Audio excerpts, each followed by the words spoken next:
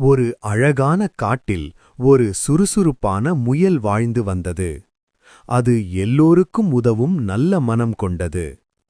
அதே காட்டில் ஒரு சதிகார நரியும் இருந்தது.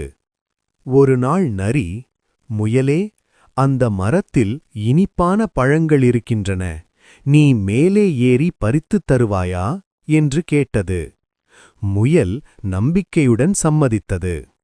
முயல் மரத்தில் ஏறி பழங்களை கீழே போட்டது. நரி எல்லா பழங்களையும் சாப்பிட்டுவிட்டது. முயலுக்கு ஒன்றும் கொடுக்கவில்லை. முயல் சோகமாக, ஏமாற்றம் நல்லதல்ல, இனிமேல் நான் யோசித்துத்தான் யாரையும் நம்புவேன் என்றது. அடுத்த நாள் நரி உதவி கேட்டபோது யாரும் உதவவில்லை. நரி தனது தவறை உணர்ந்தது. நரி முயலிடம் மன்னிப்பு கேட்டது.